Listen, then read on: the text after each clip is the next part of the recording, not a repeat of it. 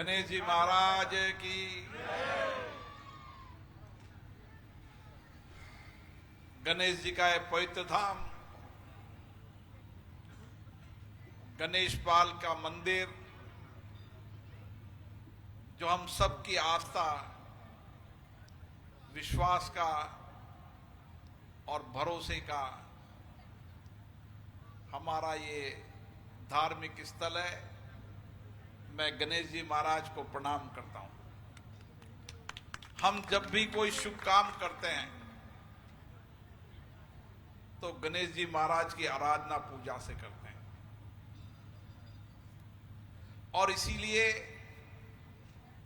हर शुभ काम में गणेश जी की पूजा अर्चना के साथ जो भी विघ्न हरते हैं, जो भी कष्ट आते हैं, जो भी रुकावट आती है, गणेश जी महाराज की कृपा से वो सारे विघ्न समाप्त होते हैं। तो गणेश जी महाराज की कृपा।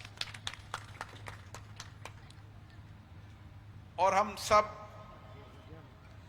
आज यहां पर बैठे हैं, एक देश में नया परिवर्तन का समय है। देश नए परिवर्तन की ओर बढ़ रहा है। भारत में आध्यात्मिक धर्म और संस्कृति का एक नया अध्याय शुरू हुआ है। हम सब लोग भारत की पुरातत्व संस्कृति, धर्म, आध्यात्मिक पर विश्वास करने वाले लोग हैं। हम सब लोगों ने हमारे जीवन के अंदर धर्म के आधार पर चलना, सत्य के मार्ग पर चलना, यह हमारी संस्कृति का आधार रहा है। ये हमारे जीवन की संस्कार हैं, और इसीलिए आजादी के बाद भी हमने इस देश के अंदर संसदीय लोकतंत्र प्रणाली अपनाई, जिसमें जनता के द्वारा चुनाव प्रक्रिया से हम शासन का चयन करते हैं। मुझे खुशी है कि इस बार तीसरी बार मोदी जी प्रधानमंत्री बने। मुझे कोटा की जनता ने बहुत प्यार दिया, बहुत स्नेह दिया, बहुत आशीर्वाद दिया। एक भाई के रूप में, एक बेटे के रूप में, एक परिवार के रूप में आपने मुझे 2003 में एमएलए बनाया, 3 बार विधायक बनाया, 3 बार सांसद बनाया। यह आपका आशीर्वाद है।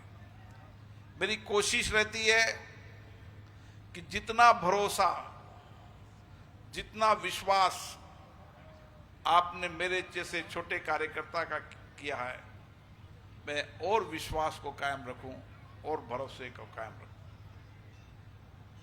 राजनीतिक जीवन हो, सामाजिक जीवन हो,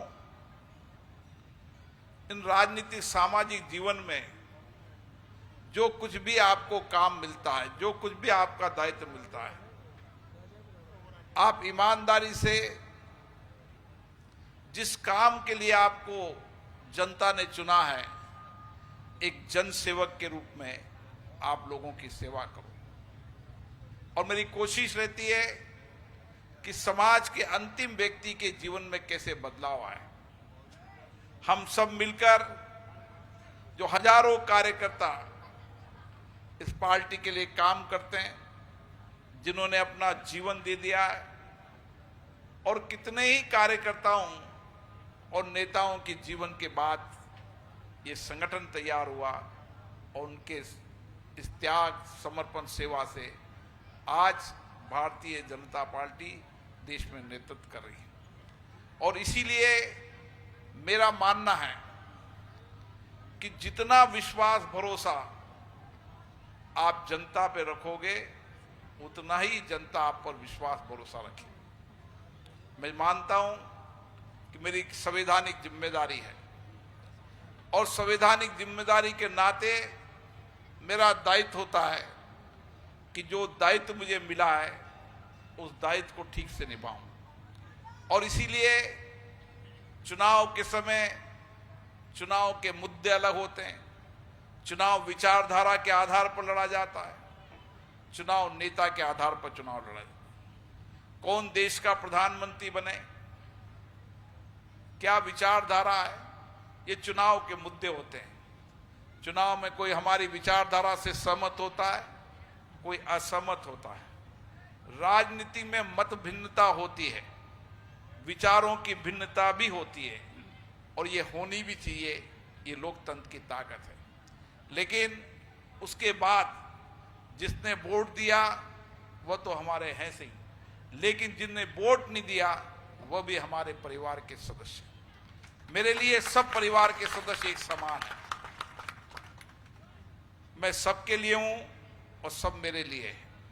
मैं तो जहां पर बैठता हूं वहां सत्ता पक्ष के प्रतिनिधि भी बैठते हैं, प्रतिपक्ष के प्रतिनिधि भी बैठते हैं।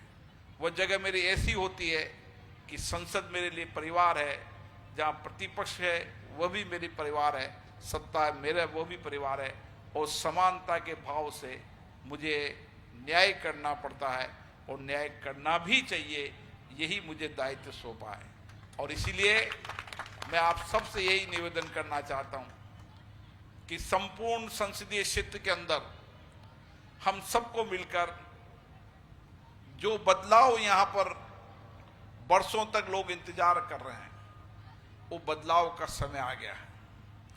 वर्षों तक जिन मुद्दों के समाधान के लिए लोग चर्चा कर रहे हैं, उन मुद्दों का समाधान का समय आ गया है। और इसीलिए आप निश्चित मानिए, जो आपके मन के विचार हैं वो विचार मेरे तक पहुंचते रहते हैं। जन संवाद, जन चर्चा से मैं उसकी सार्वजनिक चर्चा करूं न करूं, लेकिन आप मानकर चलिए, कोटा बूंदी संसदीय क्षेत्र का हर मुद्दा समाधान करने के लिए मैं कठिन परिश्रम भी करता हूं और लगातार प्रयास करता भी रहता हूं, और एक दिन उन सब मुद्दों के समाधान होगा।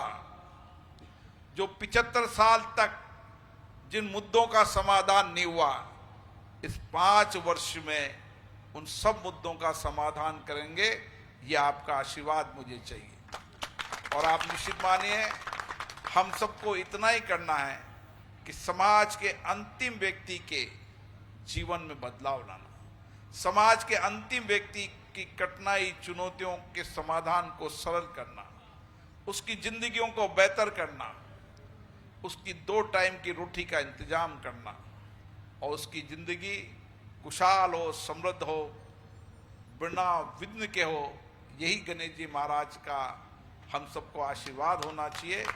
जिस तरीके से गणेश जी महाराज की पूजा करके शुभ काम कर सकते हैं, हमें उसी तरीके से उस गरीब, वंचित, पीड़ित व्यक्ति को गणेश जी के मानकर उसके जीवन के सारे विघ्न को हरें।